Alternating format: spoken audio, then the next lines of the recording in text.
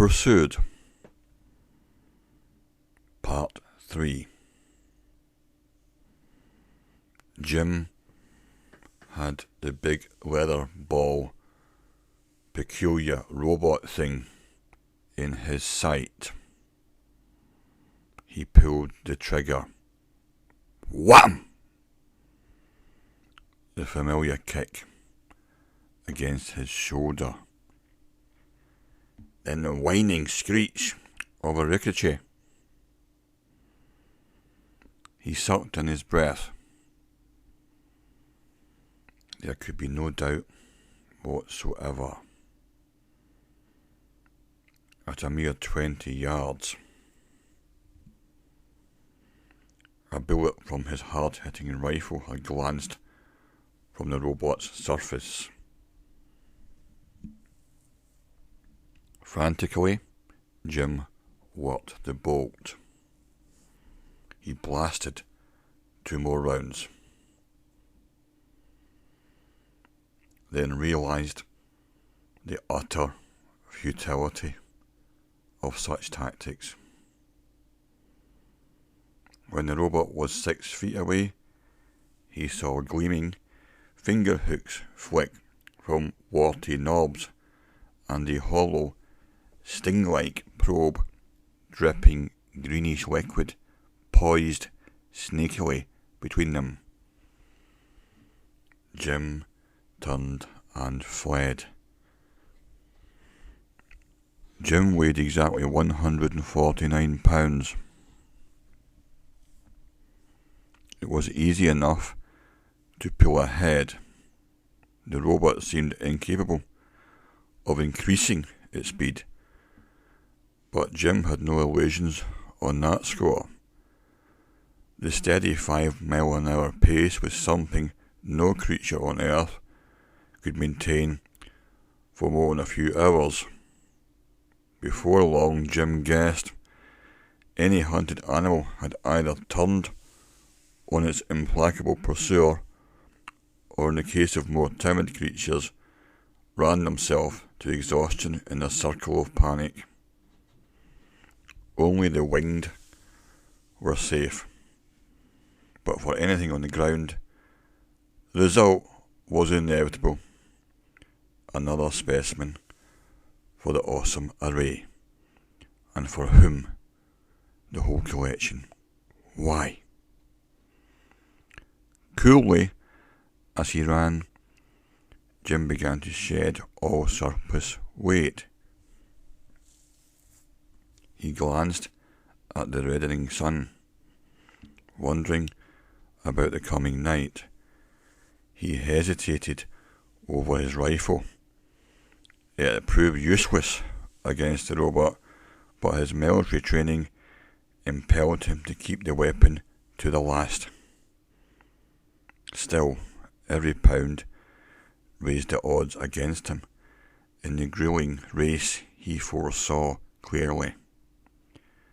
Logic told him that military reasoning did not apply to a contest like this.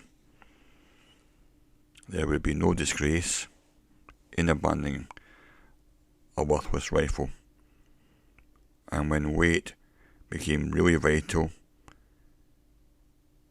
his rifle would go. But meanwhile, he swung it over one shoulder. The Geiger counter he placed as gently as possible on a flat rock, hardly breaking his stride. One thing was certain: this would be no rabbit run, a blind, panicky flight until exhausted, ending in squealing submission. This would be a fighting retreat, and he'd use every trick of survival he'd learned in his hazard-filled lifetime.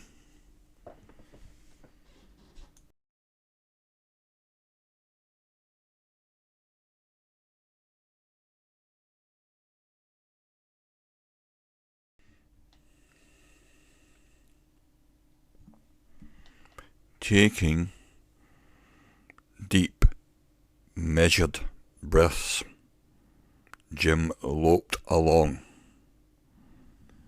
watching with shrewd eyes for anything that he might be able to use to his advantage in this weird contest.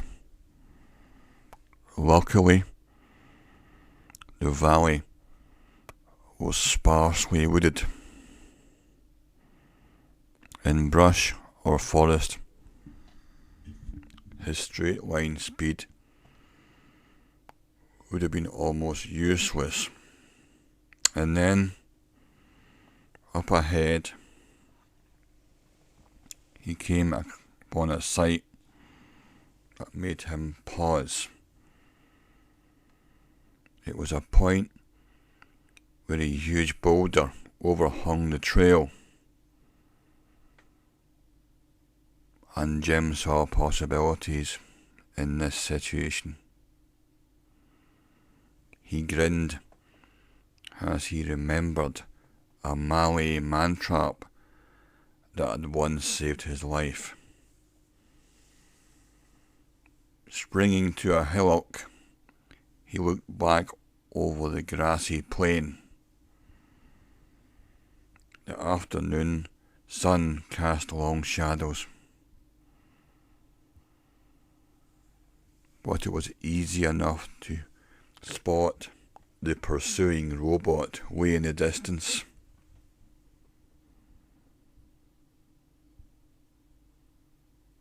Still oozing along, following Jim's trail.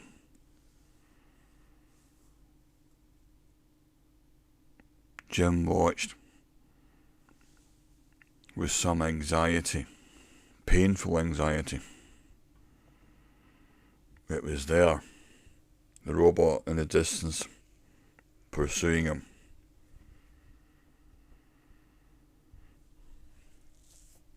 Everything hinged upon his brief survey. He was right, yes.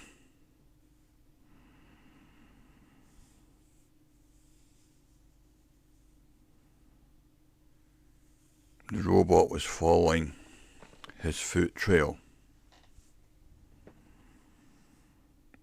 The significance of this was immense. But he had no more than 12 minutes to implement his knowledge. Deliberately dragging his feet, Jim made it a clear trail directly under the boulder. After going past it for about 10 yards, he walked backwards in his own prints until just short of the overhang. And then he jumped up clear of the track to a point behind the balanced rock.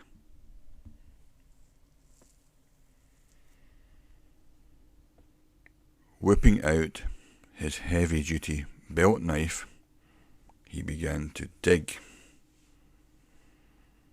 Scientifically, but with furious haste, around the base of the boulder.